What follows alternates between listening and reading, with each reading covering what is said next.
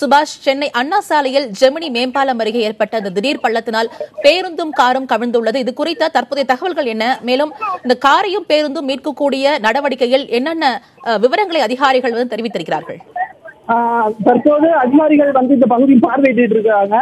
ஒரு அரசு பேருந்தும் ஒரு சிட்டி ஹோண்டா காரும் இந்த விபத்தில் சிக்கியிருக்கிறது. அண்ணா சாலைக்கு அந்த கீழ் பகுதியில் மெட்ரோ ரயில்களின் பாதாள சுரங்க பணிகளானது நடைபெற்று வருகிறது.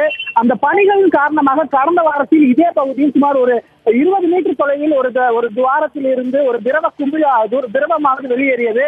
இதை அடுத்து அந்த பகுதியில் அது சரி செய்யப்பட்டது. இந்த நிலையில் தற்போது மீண்டும் ஒரு விபத்தானது ஏற்பட்டிருக்கிறது. இந்த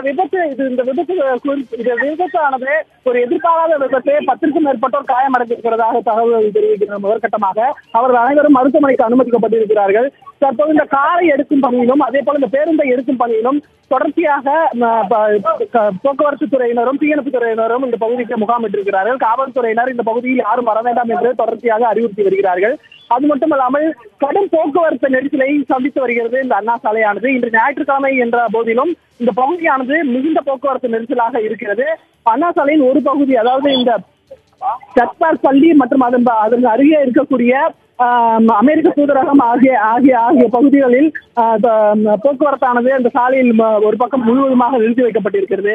தொடர்ச்சியாக இந்த பேருந்தையும் அதே போல அந்த காரையும் எடுப்பதற்கான பணிகளை மேற்கொள்ள இருக்கிறார்கள். தற்போது மெட்ரோ ரயில் சார்பாக வாகனங்கள் வந்து கொண்டிருக்கின்றன.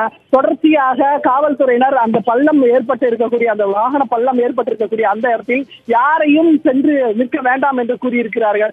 ஆகவே தொடர்ச்சியாக இந்த பணியை எப்படி செய்து முடிக்கப் போகிறார்கள் என்பதற்காக இங்கு ஏராளமான மெட்ரோ பணித்துறை ஊழியர்களும் அதே போல தீயணைப்புத்துறை வீரர்களும் வந்திருக்கிறார்கள். தொடர்ச்சியாக இந்த பகுதியில் இதே போன்ற விபத்து இது 2வது முறையாக நிகழ்ந்திருக்கிறது. அதாவது மெட்ரோ ஒரே வாரத்தில் 2 விபத்துகள். ஆனால் அந்த விபத்து நடக்கும்போது ஒரு பெரிய அளவுக்கு எந்த ஒரு துவாரமும் ஏற்படவில்லை. அதிலிருந்து சுமாராக ஒரு 10 to 15 மீட்டர் தொலைவிலேயே தற்போது இந்த விபத்தானது ஒரு பெரிய பள்ளமாக உருவாகி இந்த பகுதியில் இந்த விபத்து ஏற்பட்டிருக்கிறது. சுபாஷ், பேருந்தில் மொத்தமாக பயணம் செய்தவர்களின் எண்ணிக்கை என்ன மற்றும் காரில் இருப்பவர்களோட நிலை என்ன?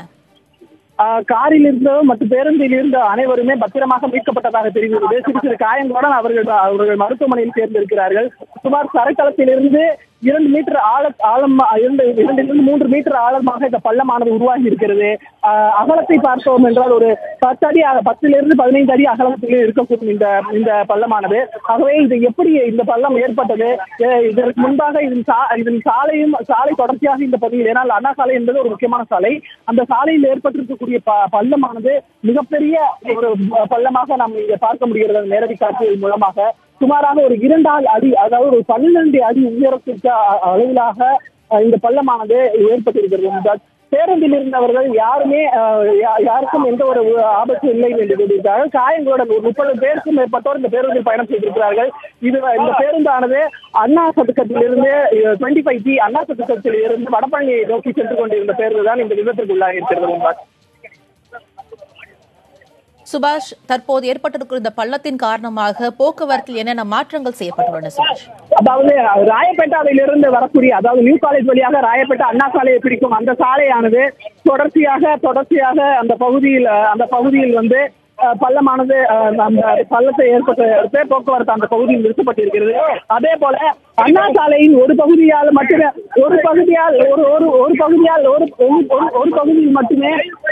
இந்த சாலையில் போக்குவரத்தானது விடப்பட்டிருக்கிறது.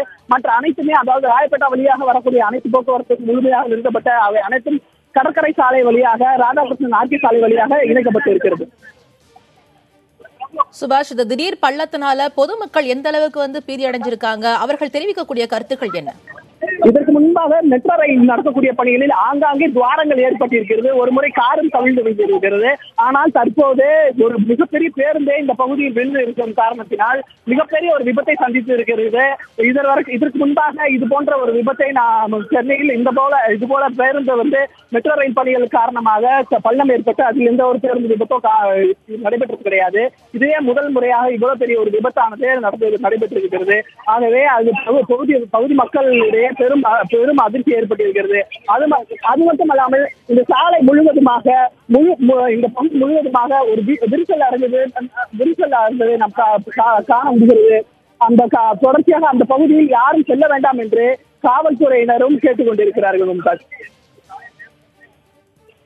சுபாஷ், மீட்பு நடவடிக்கை எப்போது தொடங்கும்? இது குறித்து அதிகாரிகள் என்ன தெரிவிக்கிறார்கள்?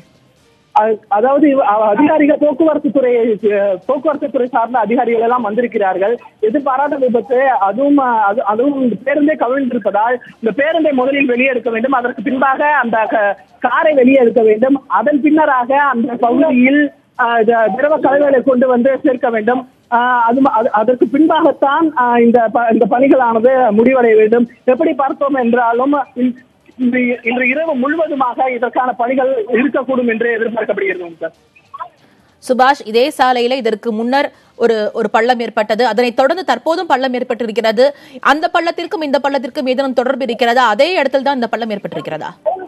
இல்லை, இந்த பள்ளத்திற்கும் அதற்கும் தொடர்பில்லை. ஆனால் மிக அருகாமையிலேயே அந்த பள்ளம் ஒரு வாரத்திற்கு முன்பாக பார்த்தோம் என்றால் அந்த சர்ச்பார் பள்ளி வாசலிலேயே ஒரு திரவம் போன்ற ஒரு பொருளானது சூடு தாங்காமல் வெளியேறப்பட்டது. அதற்கு பின்பாக அந்த இடத்தில் பள்ளம் நோண்டப்பட்டு தற்போது அங்கே தகரங்கள் எல்லாம் அமைக்கப்பட்டிருந்தன. அதில் இருந்து சுமார் 15-20 மீட்டர் தொலைவில் தான் இப்பொழுது இந்த விபத்தானது நடைபெற்றிருக்கிறது. ஆகவே அதற்கும் இதற்கும் தொடர்பு இருக்கிறதா, இல்லை அந்த பள்ளத்திற்கும் இதற்கும் தொடர்பு இல்லையா என்பதை மெட்ரோ துறை அதிகாரிகள் அதிகாரப்பூர்வமாக நம்மிடையே தெரிவித்தால் மட்டுமே இதற்கான காரணம் என்னவென்று தெரியும். இப்பொழுது இருக்கக்கூடிய மிக சவாலான விஷயம் உள்ளே இருக்கக்கூடிய, அதாவது பேருந்தை உள்ளே இருக்கக்கூடிய பேருந்தை எவ்வாறு அவர்கள் வெளியே எடுக்கப் போகிறார்கள், அதற்கு பின்னராக அந்த 4 சக்கர காரை எப்படி வெளியே எடுக்கப் போகிறார்கள் என்பதுதான் அவர்களிடையே இருக்கக்கூடிய மிகப்பெரிய ஒரு சவாலாக இருக்கிறது. சுபாஷ், மிகப்பெரிய கிரேன் வந்துதான் இந்த பேருந்து மற்றும் காரையும் எடுக்க வேண்டிய நிலை உள்ளது. அந்த கிரேன் உள்ளே வருவதற்கான வாய்ப்புகள் இருக்கிறதா? கிரேன் மிகப்பெரிய வாகனம் என்பதால் அந்த கிரேன் சாலையில் வரும்பொழுது ஏதேனும் மீண்டும் பள்ளம் பெரிய அளவாக வாய்ப்பு இருக்கிறதா?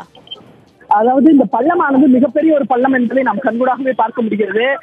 கிரேன் வர வேண்டும் என்றால் ஒரு வழிப்பாதையாக, அதாவது ஒன்வேவாக இப்பொழுது மாற்றப்பட்டிருக்கிறது இந்த பகுதியானது.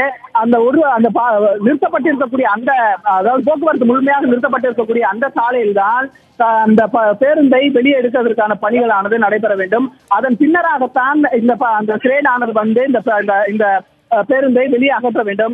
தற்போது காவல்துறையினர் யாரும் இந்த பகுதியில் வர வேண்டாம் என்று தெரிவித்திருக்கிறார்கள். அதுதான் அவர்களது முக்கியமான கோரிக்கையாக இருக்கிறது. என்ன செய்கிறார்கள் என்பதை பொறுத்திருந்துதான் பார்க்க வேண்டும். சுபாஷ், இந்த விபத்து ஏற்பட்டதற்கான பின்னணி குறித்து மீண்டும் ஒரு முறை பதிவு செய்யுங்கள். கார் ஓட்டுநர் இப்பொழுது நிறைய செய்தியாளர் சந்திக்கிறார், பார்க்கலாம்.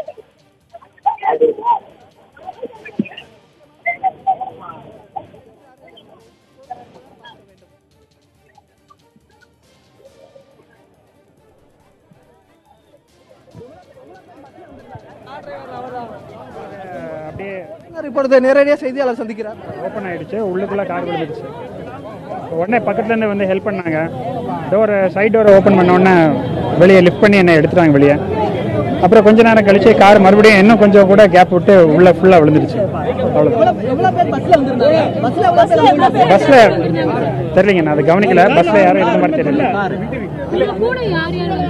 கூட யாரும் தனியாக தான் வந்து. சரியா இந்த சம்பவம் எப்போ நடந்துச்சு, அது எக்ஸாக்டா நோட் பண்ணல. 2 o'clock இருக்குங்க. நீங்க வந்துட்டு உள்ள கார் இறங்கி நீங்க எப்படி வெளியே வந்தீங்க? ஹெல்ப் பண்ணாங்க, பக்கத்துல எல்லாரும் உடனே ஹெல்ப்புக்கு வந்தாங்க. டோரை ஓப்பன் பண்ணிட்டு அப்படியே வெளியே லிஃப்ட் பண்ணிட்டாங்க. ஐ வேரண்ட் ஏபிள் டு ஓப்பன். இல்ல பள்ளம், நீங்க வண்டி அந்த இடத்துல திடீர்னு ஓப்பன் ஆயிடுச்சு. இல்லைங்க, திடீர்னு அப்படியே ஓப்பன் ஆயிடுச்சு. எதிர்பார்க்கவே இல்லை, இந்த மாதிரி எக்ஸ்பெக்டே பண்ணல. எர்த்குவேக் வந்த மாதிரி இருந்துச்சு. ரோடு அப்படியே ஓப்பன் ஆயிடுச்சு. உங்களுக்கு முன்னாடி இருந்த பஸ், பின்னாடி இருந்த வண்டி எல்லாம் அந்த மாதிரிலாம் எதுவும்? நான் அப்புறம் என்ன நடந்துச்சுன்னு கவனிக்கலைங்க. நான் வெளியே வந்துட்டேன், ரோட உடனே பிளாக் பண்ணிட்டேன். வேற பேருந்துக்குள்ள இருந்தவங்க எல்லாம் எவ்வளவு பேர் எதுவும் இன்ஜூர் ஆயிருக்கா? இல்லைங்க, நான் பார்க்கும்போது பஸ்ல யாரும் இல்லைங்க. பஸ்ல வேற யாரும் இல்லை. இப்போ உங்களுக்கு எதுவும் பிரச்சனை இல்லை? இல்லை, ஒன்றும் கூட யாரும் பயணிக்கல? இல்லைம்மா, இல்லைம்மா. சரி, பிரதீப். நீங்க என்ன டாக்டர். ஒரு நிமிஷம் மேடம், ப்ளீஸ். நீங்க நீங்க எந்த ஏரியா ஆக்சுவலா எங்க இருந்து வர்றீங்க? எந்த ஏரியா? முகப்பேர் வெஸ்ட். எங்க இருந்து எங்க போறீங்க சார்? கோபாலபுரத்துல இருந்து வீட்டுக்கு போயிட்டு இருந்தேன். என்ன மாதிரியான என்ன ஆச்சு நீங்க நடக்கும்போது?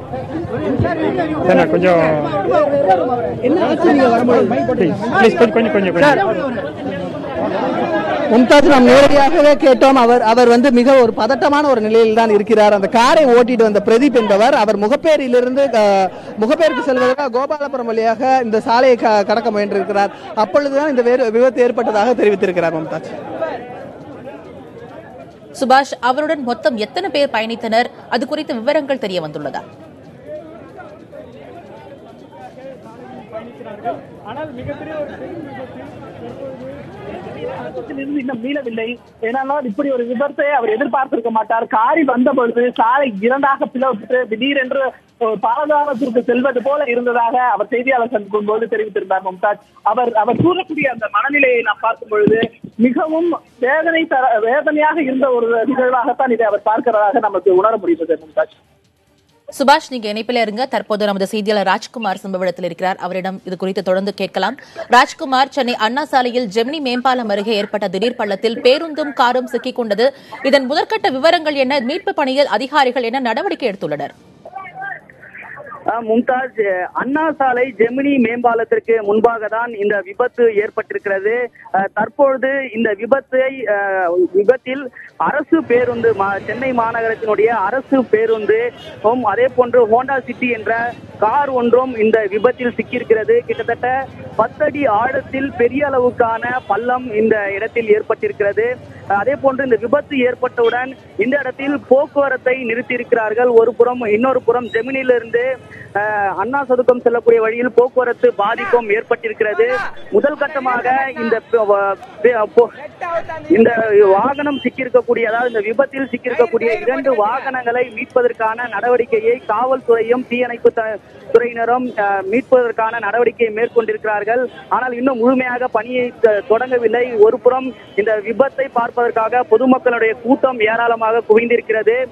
போக்குவரத்து காவல்துறையினர் மற்றும் தீயணைப்பு துறையினர் தற்போது இந்த பேருந்தை மற்றும் அந்த காரை மீட்பதற்கான பணியை மேற்கொள்ள இருக்கிறார்கள். அதே போன்று ஏற்கனவே இந்த பேருந்தில் இருந்து மீட்கப்பட்டிருக்கூடிய பயணிகளை அரசு மருத்துவமனைக்கு அனுப்பி வைத்திருக்கிறார்கள்.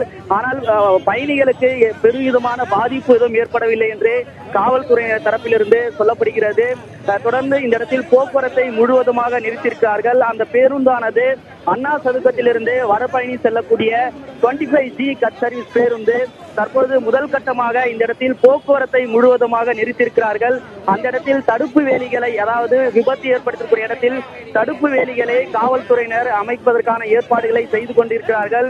இன்னும் சிறிது நேரத்தில் பேருந்துகளையும் அந்த காரையும் மீட்பதற்கான நடவடிக்கையை காவல்துறையினர் மேற்கொள்ள இருக்கிறார்கள்.